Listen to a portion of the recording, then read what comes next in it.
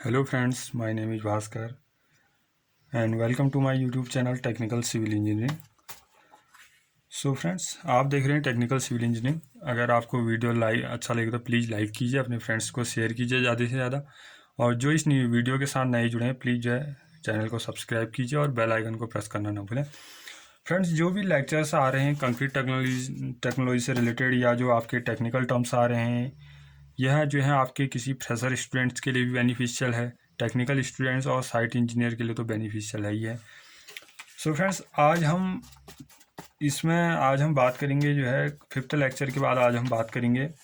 उसके बाद उस दिन वीडियो आपका लंबा हो गया था तो बात नहीं हो पाई पूरी। तो आज हम बात करेंगे द प्रोसेस ऑफ जो है mixing some mortar in the mixer at the beginning of the first batch concrete mixing is called. Friends, ये आपका जो है लेक्चर नंबर जो है 6 है। 5th तक की बात हुई थी, ये लेक्चर नंबर 6 है, क्योंकि वीडियो आपका ज़्यादा लंबा हो गया था और रेनी सीजन चल रहा है तो आपका क्या हो रहा है कि नेट का भी जो है इश्यू हो जा रहा है। सो फ्रेंड्स, क्या है कि the process of mixing some mortar in the mixer at the beginning of the first batch concrete mixing is called. जब भी आप साइट पर क्या करते हैं कि अपने जो है क्या करते हैं कि मोटार को जो है यानी कि मोटार की मिक्सिंग के लिए जो आप मेथड अपनाते हैं मिक्सिंग की, यानी कि मिक्सर से आपको पता है कि आपके बैच मिक्सर्स होते हैं, कंटिन्यूस मिक्सर होते हैं। बैच मिक्सचर में भी आपके 2 टाइप के मिक्सर होते हैं। एक होता है आपका टिल्टिंग टाइप जो आपका ड्रम मिक्सर होते हैं, एक जो है non tilting type drum mixer होता है। तो फ्रेंड्स, होता क्या है कि आप साइट पर जब मिक्सर में अपने मोटार को क्या करते हैं कि fine aggregate, coarse aggregate, binding material और पानी मिला के अपने मिक्सर में जो है मसाला आप तैयार करते हैं, स्लरी फॉर्म तैयार करते हैं या मोटार को आप तैयार करते हैं। तो जब आप क्या करते हैं कि जो फर्स्ट बिगनिंग है, beginning of the first batch concrete mixing है, जब भी आप कंक्रीट बनाने के लिए जो पहला जो है बैच डालते हैं उसके अंदर, तो वह आपका क्या कहलाता है, बटरिंग कहलाता है। 4 ऑप्शन आपको गिवन है, बटरिंग है, बोरोइंग है, इनिशिएटिंग है और जो है आपका नन ऑफ दीज। तो आपका क्या होगा कि जब भी आप जो है टिल्टिंग ड्रम में, नॉन टिल्टिंग ड्रम में अपने जो है एग्रीगेट को आप डालते हैं और उसके साथ पानी डाल देते हैं, तो उसके बाद जब मिक्सर होता है, कंक्रीट का मिक्सर बनता है, तो वह आपका जो मोटार बनता है वह आपका जो है बटरिंग कहलाता है। ये फर्स्ट बिगनिंग है, यानी कि जब आप मसाला बनाने से पहली जो बात, दोबारा आप जो है मसाला बनाएंगे फिर आपका बटरिंग नहीं कहलाएगा। पहली बैच मिक्सर का जो बिगनिंग वाला पार्ट है उसके लिए जो है बटरिंग यूज किया जाता है। उसके बाद फ्रेंड हम बात करेंगे कि under water concreting is done by. जो अंडर वाटर कंक्रीटिंग है, यानी कि जो जल के भीतर जो कंक्रीटिंग वर्क किया जाता है वह कैसे किया जाता है। आपको पता है कि रनिंग वाटर और अंडर वाटर कंक्रीटिंग करना जो है काफ़ी मुश्किल काम होता है। तो इसकी भी जो मेथड थी, ऑप्शंस आपको जैसे गिवन थे कि ड्रिपिंग मेथड थी, ट्रेमी मेथड या कॉफर डैम मेथड या ऑल ऑफ दी या सभी का यूज करके जो है आप अंडर वाटर कंक्रीटिंग करते हैं। तो आप जो है ड्रिपिंग मेथड का भी यूज होता है अंडर वाटर कंक्रीटिंग के लिए, ट्रेमी मेथड का भी यूज होता है और कॉफर डैम मेथड का भी जो है यूज होता है। फ्रेंड्स, सबसे पहले हम जो है ट्रेमी मेथड को समझेंगे। ट्रेमी मेथड आपकी जो है ज़्यादातर इंपॉर्टेंट है कि अंडर वाटर कंक्रीटिंग जो है कैसे किया जाता है ट्रेमी मेथड के जरिए। तो यह जो है हम डायग्राम के जरिए दिखाऊंगा। सबसे पहले फ्रेंड्स, आप ये डायग्राम देखिए। ट्रेमी मेथड के लिए आप एक डायग्राम देखिए। इसमें क्या है फ्रेंड्स, ये आपका ग्राउंड लेवल है, सॉरी ये आपका क्या है कि वाटर लेवल है। ये आपका क्या है कि वाटर लेवल है, ये वाटर लेवल है आपका। और आपके क्या है कि इस तरीके से ट्रेमी पाइप, यानी कि एक पाइप ये इस तरीके से जो है लगभग 3 to 5 मीटर के इंटरवल में जो है ट्रेमी पाइप जो है इस वाटर लेवल से नीचे जहाँ अंडर वाटर कंक्रीटिंग करनी है बेड लेवल तक जो है जाएंगे। यानी कि ये आपका बेड लेवल है, ये आपका दिखाया गया है बेड लेवल, और यहाँ ये वाटर लेवल से बेड लेवल तक आपके पाइप जो है पूरे यहाँ तक जाएंगे, इस डेप्थ तक। क्योंकि यहाँ आपको क्या करना है, अंडर वाटर कंक्रीटिंग करनी है, पानी के भीतर कंक्रीट करना है। तो फ्रेंड, इसके लिए आप क्या करेंगे, जो आपके ट्रेमी पाइप है, ट्रेमी पाइप का जो आपका डाया होता है लगभग जो है 25 mm जो है इनका डाया है, इनकी 2.5 सेंटीमीटर डाया के पाइप होते हैं आपके जो हैं। इन ट्रेमी पाइप का यूज किया रहा है। अब होता क्या है, ये जो आपके ट्रेमी पाइप हैं ये किसके जरिए जोड़े जाते हैं, इनको जो है आपका जो है फ्लेंज जॉइंट के जरिए जोड़ा जाता है। यहाँ से यहाँ तक एक पाइप है, उसके बाद ये एक पाइप है और यहाँ से यहाँ एक पाइप, यानी कि 3 पाइप जुड़े हैं इसमें डायग्राम में। तो ये फ्लेंज जॉइंट के जरिए जो है जोड़ा गया। और फ्लेंज जॉइंट में बीच बीच में क्या होगा, गास्केट का यूज किया जाएगा, ताकि क्या है कि इसके बीच जो है पानी जो है एकदम बाहर ना पाए। जो आपका ट्रेमी पाइप है ये एकदम जो है कैसा रहे, वाटर प्रूफ रहे, यानी कि एकदम जो है पानी इससे अंदर भी न जाए और जो है बाहर भी ना आए। उसके बाद हम बात करेंगे फ्रेंड, इनके ऊपर, इन ट्रेमी पाइप्स के ऊपर क्या किए गए आपके जो फनल्स हैं, फनल यानी कि फनल के शेप में आपके हॉपर यूज किए गए हैं। जब भी आप फ्रेशली मिक्स्ड कंक्रीट तैयार करेंगे तो आपको क्या करना है कि इस हॉपर के जरिए इन ट्रेमी पाइप्स पर आपने डालना है। अब क्या होगा, आपने इस ट्रेमी पाइप में जब आप कंक्रीट को फिल कर रहे हैं तो आपने इस ट्रेमी पाइप के नीचे वाले पोर्शन को, जो आपका ये पोर्शन है, इसको या तो आप जो है इसमें किसी जो है कपड़े का जो है डार्ट लगा दीजिए, या जो है इसमें जो है प्लग लगा दीजिए। अब क्या होगा, जब आप कंक्रीट ऊपर से इसके अंदर डालेंगे, फिल करेंगे, तो प्रेशर के जरिए ये जो डार्ट है या जो आपने प्लग लगा है, यह जो यहाँ से रिमूव हो जाएगा और आपकी कंक्रीट धीरे धीरे जो है इस सरफेस पर जो है फैलने लगेगी इस तरीके से, जिस सरफेस पर आपने क्या करना है, अंडर वाटर कंक्रीटिंग करनी है। तो फ्रेंड्स, आपने क्या करना है, इस सरफेस, इस वाले पाइप में भी यही करना है। हॉपर में आपने कंक्रीट फिल करनी है। प्रेशर के द्वारा क्या होगा, जो प्लग है या जो आपने कपड़े का जो डार्ट लगा रखा वह जो है हट जाएगा, रिमूव हो जाएगा और कंक्रीट आपकी फैलने लगेगी। लेकिन इसको करते समय आपने एक बात यह भी ध्यान रखनी है कि पहले जो है थोड़ा आप जो है इस तरीके से जो है थोड़ा जो है इस बेड लेवल पे क्या कर दीजिए, आप जो है पाइल फॉर्मवर्क कर दीजिए, यानी कि इधर भी पाइलिंग कर दीजिए, थोड़ी इधर भी पाइल फॉर्मवर्क बना दीजिए, ताकि जो पानी है वह आपका इस सरफेस पे जो है इसके मूवमेंट को आप रोक दीजिए। पानी के मूवमेंट को आपने रोकना है। इसका मतलब यह है कि जब आप अंडर वाटर कंक्रीटिंग करें तो इस पाइल फॉर्मवर्क जो हमने बना रखे हैं, इनका मेन मकसद ये है कि पानी की वेलोसिटी को करना है, वाटर की वेलोसिटी को कम करना है, ताकि कंक्रीटिंग करने में आपको जो है आसानी रहे। उसके बाद आप जो है कंक्रीट डालते जाएंगे और कंक्रीट आपकी सरफेस पर फैलते जाएगी। आपने उस समय ध्यान रखना है कि धीरे धीरे इस पाइप को जो है धीरे धीरे जो है जैसे जैसे आप मोटार फिल करते रहें, इस पाइप को धीरे धीरे ऊपर को उठाइए। और कभी भी आप ध्यान रखिए कि इस कंक्रीट की जो सरफेस आपने जो प्रोवाइड किया, इससे ऊपर आपका पाइप का फेज जो है ऊपर न निकले, क्योंकि अगर ऐसा होगा तो पानी फिर जो है पाइप में प्रोवाइड कर जाएगा, फिर कोई फायदा नहीं है आपका कंक्रीटिंग का। आपने ये ध्यान रखना है कि धीरे धीरे आप पाइप को जो है ऊपर की ओर जो है पुल करते जाइए, जब आपकी कंक्रीट जो है सरफेस पर फैलते रही। मेन चीज़ है। उसके बाद फ्रेंड, इसमें होता क्या है ट्रिमिंग मेथड में, कि आपने कंक्रीट इस तरीके से फिल किया, आपने इसको फिर पाइप को क्या करना है, धीरे धीरे जो है इजेक्ट करना है ऊपर की ओर को, और जैसे ही ये वाटर लेवल में आ जाए फिर जो है इसको बाहर निकाल लीजिए। इस तरीके से 3 to 5 मीटर के इंटरवल पर जो है आपको जितनी कंक्रीटिंग करनी होती है उस हिसाब से जो है ट्रेमी पाइप की व्यवस्था जो है उस हिसाब से आप अपने अरेंजमेंट को जो है लगा लीजिए। अब उसके बाद बात कर रहे हैं friend by concrete filled bag. Friend, concrete filled bag में क्या होता है कि आपने क्या करना है, कंक्रीट जो आपके कैनवास के जो बैग होते हैं या आपने जो जूट के बैग होते हैं उनमें आपने कंक्रीट को फिल करना है। उसके बाद उसके मुंह को क्या करना है, आपने अच्छी तरीके से टाइटली जो है बांध देना है। उसके बाद ये कंक्रीट फिल्ड बैग को आपने क्या करना है, या तो किसी क्रेन के जरिए या जो है किसी ऐसी हैंगिंग सिस्टम से आपने क्या करना है, इनको पानी के अंदर जो है डालना है। और वहाँ आपने क्या करना है, जैसे हम ब्रिक्स को, फ्रेंड्स आपको पता होगा कि हम जो है ब्रिक मैसोनरी में क्या करते हैं कि इस तरीके से जो है, इस तरीके से हमारा स्ट्रेचर होता है। उसके बाद जो है उसके बाद ये हेडर का यूज करते हैं, फिर स्ट्रेचर का यूज करते हैं, फिर जो है हम हेडर का यूज करते हैं। यानी कि ये किस में करते हैं, ये इंग्लिश बॉन्ड में करते हैं, सॉरी ये करते हैं हम फ्लेमिश बॉन्ड में, फ्लेमिश बॉन्ड में इस तरीके का यूज करते हैं। तो हमने ऐसे ही ये जो कंक्रीट फिल्ड बैग हैं इनको जो है चट्टे के रूप में एक के ऊपर जो है उनके जो है स्टैक यानी कि चट्टे लगाते रहने हैं, और ऊपर वाली जो है रो में भी इस तरीके से करते रहेंगे। तो इससे क्या हो जाता है कि आपकी कुछ समय के बाद जो है कंक्रीट फिल्ड जो आपके जूट के बोए हैं उनमें से कंक्रीट जो है आपस में सेट हो जाती है। तो ये अंडर वाटर कंक्रीटिंग का ही मेथड है। उसके बाद फ्रेंड अगर मैं बात करूँ, एक है आपकी by skip method. By skip method में क्या होता है, आपके बॉक्स नुमा, आपकी बाल्टी नुमा बकेट टाइप की होती हैं, वह जो है नीचे से खुलते हैं। आपको मैं डायग्राम दिखाऊंगा। इस तरीके से आपका जो है ये अंडर वाटर कंक्रीटिंग की बाई स्किप मेथड है। इसमें क्या देखिए, आप जो है इस तरीके से आप जो है एक बॉक्स है, बॉक्स आपका जो है हुक के जरिए जो है हैंग करने की व्यवस्था होगी। आप इसको क्रेन के जरिए हुक कीजिए या जो है किसी अदर चीज़ के जरिए जो है हुक कीजिए, पानी के अंदर आपने इसको लिया। अब इसमें क्या होगा, आपने इसके अंदर जो है कंक्रीट फिल कर देनी है। कंक्रीट आपने फिल कर ली इस बकेट के अंदर। उसके बाद इसके बाहर से आप क्या कर दीजिए, एक जो है कैनवास का कपड़ा जो है लपेट दीजिए इस चारों ओर, इस बॉक्स के चारों ओर आप क्या कर दीजिए, कैनवास का कपड़ा जो है चारों ओर लपेट दीजिए। ये आपका एक रिजिड फ्रेम है। इसमें क्या होगा कि नीचे से क्या होगा कि सेल्फ और ऑटोमेटिक डोर होगा। जैसे ही इसको आप जो है हैंग करके अंडर वाटर जो है आप इसको बेड लेवल पर टकराएगा, तो क्या होगा कि जो इसका जो नीचे का जो फेस है, जो आपका ऑटोमेटिक फेस है या ऑटोमेटिक डोर है, अपना आप जो है खुल जाएगा। और उसके बाद क्या होगा, कंक्रीट जो है नीचे बेड लेवल पे जो है प्रोवाइड कर दी जाएगी। उसके बाद क्या है, जैसे ही कंक्रीट नीचे बेड लेवल पे फैलेगी, आपने धीरे धीरे इस हुक को जो है वाटर लेवल तक खींचना है, धीरे धीरे। उसका जो है आप तेज़ी से फिर इसे खींच लीजिए। ये है आप बाई स्किप मेथड। उसके बाद फ्रेंड अगर बात करें ग्राउटिंग मेथड, ग्राउटिंग जो है आपकी अंडर वाटर कंक्रीटिंग के लिए आपके जो लैंडस्लाइड एरियाज हैं वहाँ उन प्लेसेस पर ग्राउटिंग जो है काफ़ी जो है इंपॉर्टेंट मेथड है।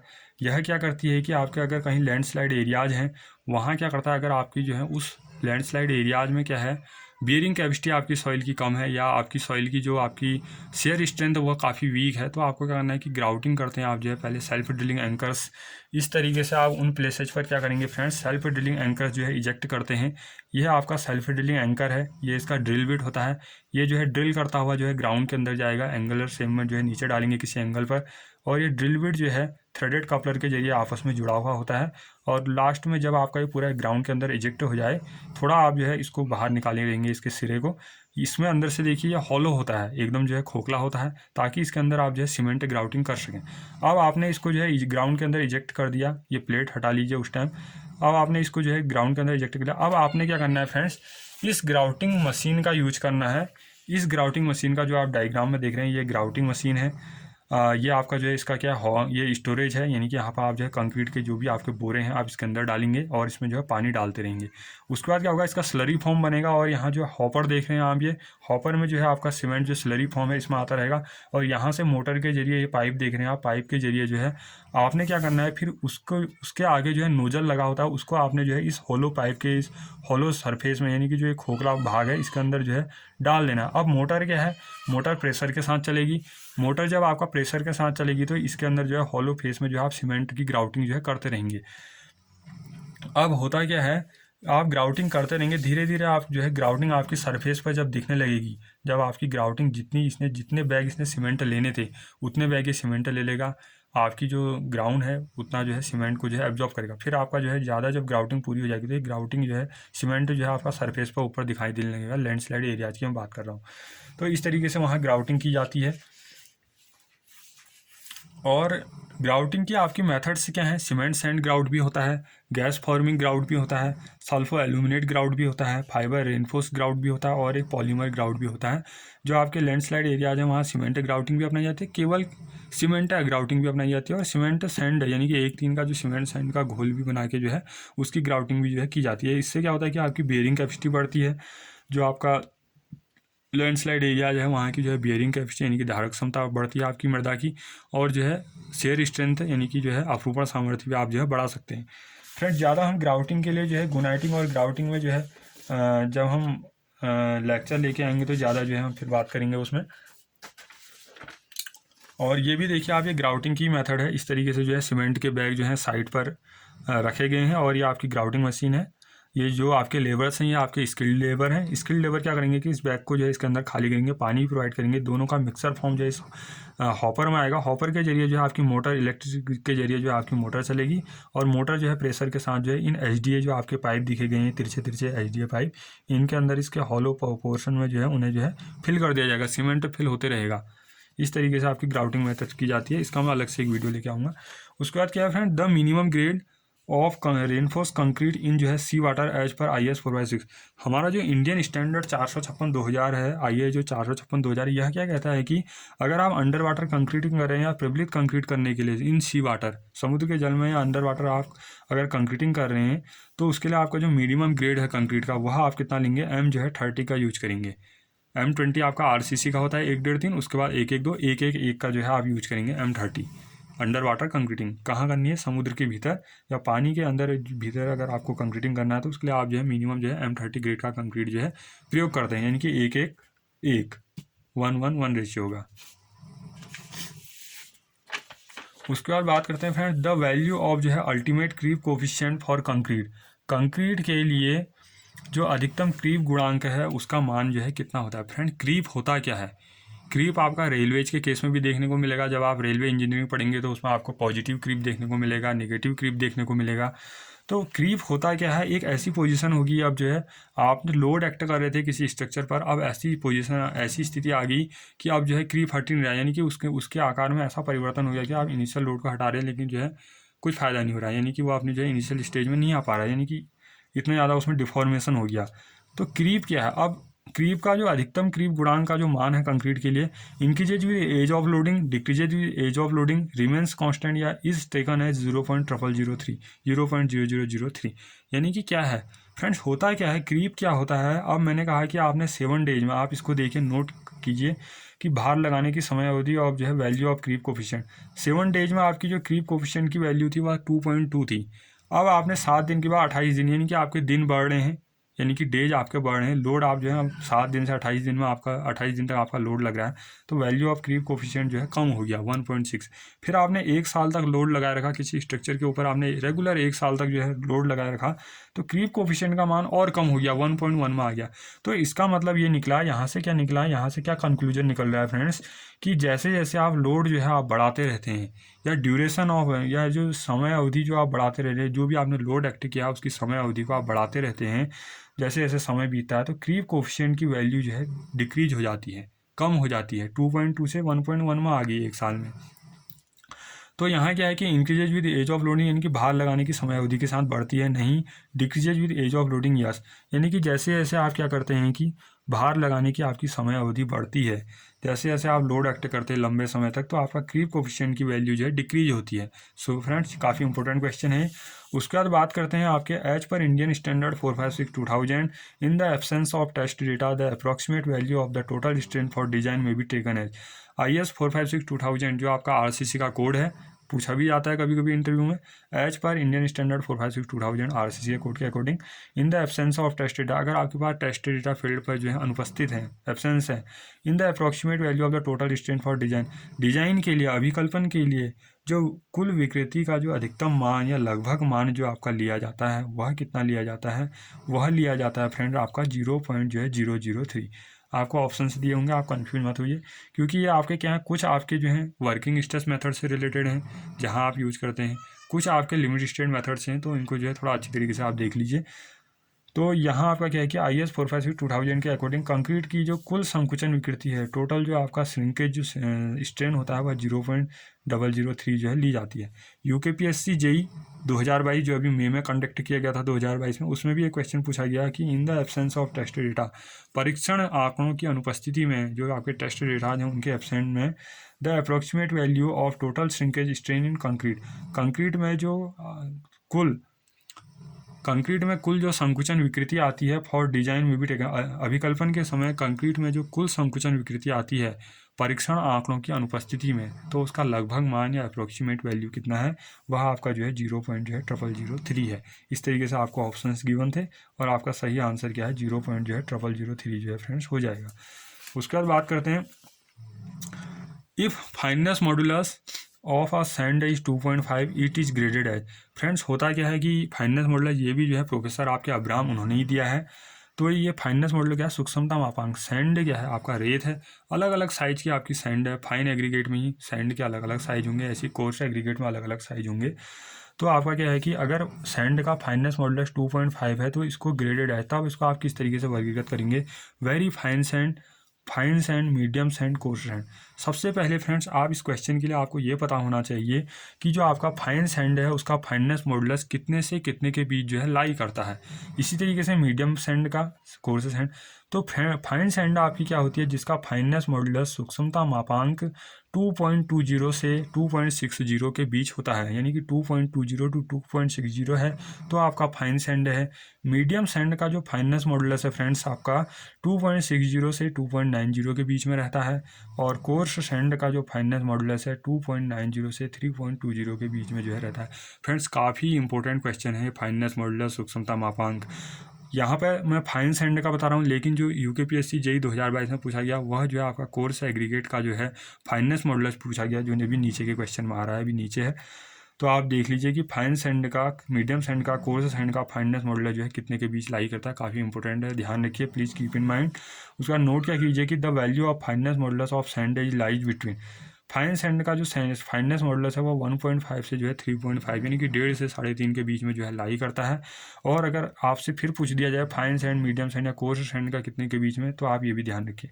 उसके बाद क्या है, कोर्स सैंड है जब fineness modulus in the range of, coarse sand आपकी मोटी रेत है, उसका जो सूक्ष्मता मापांक है किस परिसर में रहेगा, उसका परिसर क्या है। इस तरीके से आपको ऑप्शन से गिवन थे 4। अच्छा ये तो नहीं पूछा गया था, ये तो नहीं पूछा गया। अगर आपसे ऐसा पूछा जाए कि कोर्स सैंड है जब fineness modulus in the range of, तो कोर्स सैंड का फाइननेस मॉडुलस हमने अभी देखा कि 2.90 से जो है 3.20 के बीच में होता है। तो इस हिसाब से यहाँ पर ऑप्शन क्या है आपका 2.9 से 3.20, तो आप जो है इसको टिक कर देंगे। उसके बाद बात करते हैं UKPSC JEE 2022 में पूछा गया the fineness modulus of coarse aggregate is in the range of, coarse aggregate, जो आपका एग्रीगेट कैसा है, कोर्स एग्रीगेट है, उसका जो फाइनल एग्रीगेट के लिए जो फाइनेंस मॉडल्स है वह आपके अलग होते हैं। फाइन एग्रीगेट के कोर्स फाइनेंस मॉडल्स अलग हैं, कोर्स एग्रीगेट के फाइनेंस मॉडल्स अलग हैं, ध्यान रखिए। फाइनेंस मॉडल, कोर्स एग्रीगेट का फाइनेंस मॉडल्स का जो परिसर है वह किसके बीच है, ऑप्शन आपको ये गिवन थे। तो फ्रेंड्स आप इसमें आप ध्यान रखिए, जैसे आपने फाइन सेंड में मैंने आपको 3 चीज़ें बताई फाइन एग्रीगेट के लिए, ऐसी ही जो है कोर्स एग्रीगेट में आप ध्यान रखिए fineness models of fine aggregate का, fineness models of coarse aggregate का। फाइन एग्रीगेट का जो फाइनेंस मॉडल सूक्ष्मता मापांक होगा वह जो है 2 से जो है 4 के बीच में जो है लाई करता है। अब जो आपका फाइन एग्रीगेट का जो फाइनेंस मॉडल्स है यह आपका जो है इंडियन स्टैंडर्ड सीयू के द्वारा जो है मेजर किया जाता है, यानी कि इसके लिए जो है 6 इंडियन स्टैंडर्ड सीयूज के जरिए जो है इस फाइन मॉडल्स को जो है किया जाता है, जिसमें आपका 4.75 mm, 2.636 mm, 1.18 mm, 600 micron, 300 micron, 150 micron की सीयूज का जो है यूज किया था। अब हम फाइन एग्रीगेट का जब फाइनेंस मॉडल्स निकालते हैं तो इसके लिए हम जो है इंडियन स्टैंडर्ड सीव 6 जो टाइप्स की जो इंडियन स्टैंडर्ड सीव हैं उनका जो है यूज करते हैं। फ्रेंड्स आप इंडियन स्टैंडर्ड सीव का भी ध्यान रखिए कि किस साइज़ की सीव्स का यूज किया जाता है फाइन एग्रीगेट के लिए। तो 4.75 से 150 माइक्रोन तक की 6 सीव्स का जो है यूज किया जाता है, और फाइन एग्रीगेट का फाइनेंस मॉडल्स आपका 2 से जो है 4 के बीच लाई करेगा। इसी तरीके से finance models of coarse aggregate, जो आपका कोर्स एग्रीगेट है उसका फाइनेंस मॉडल्स आपका लाई करेगा 6.75 से 8 के बीच। और ये इसके लिए जो इंडियन स्टैंडर्ड सीव है आपको 10 नंबर की इंडियन स्टैंडर्ड सीव जो है यूज करनी है। जैसे यहाँ आपको फाइन एग्रीगेट का फाइनेंस मॉडल्स के लिए 6 सीव्स का यूज किया था, ऐसे ही आप कोर्स एग्रीगेट की फाइनेंस मॉडल्स निकालने के लिए 6 जो है इंडियन स्टैंडर्ड्स की सीव्स का आप यूज करते हैं, जिसमें आपका 80 mm, 40 mm, 20 mm, 10 mm, 4.75 mm, 2.36 mm, 1.18 mm, 600 mm, 300 micron, 150 micron. So friend इसमें ध्यान रखने की एक तो बात यह है कि आपका जो फाइन एग्रीगेट का फाइनेंस मॉडल्स कितने से कितने के बीच लाई करता है, finance models of coarse aggregate का फाइनेंस मॉडल्स कितने से कितने के बीच ध्यान लाई करता है, आप एक बार इसको ध्यान रखिए। दूसरा, फाइन एग्रीगेट का जब आप फाइनेंस मॉडल्स निकालेंगे तो 6 जो इंडियन स्टैंडर्ड सीव है उनका यूज किया जाता है। कोर्स एग्रीगेट के फाइनेंस मॉडल्स के लिए जो है 10 इंडियन स्टैंडर्ड सीव का जो है यूज किया जाता है। फ्रेंड्स आपको जो है सीव्स का भी बता दिया गया है। तो आज हम जो है 6th लेक्चर में जो है इतनी ही बात करेंगे। अगर फ्रेंड्स आपको वीडियो अच्छा लगे तो प्लीज़ लाइक कीजिए, अपने फ्रेंड्स को शेयर कीजिए, और जो है जो आप नए जुड़े हैं प्लीज़ सब्सक्राइब कीजिए और बेल आइकन को प्रेस करना ना भूलें। Thank you for watching.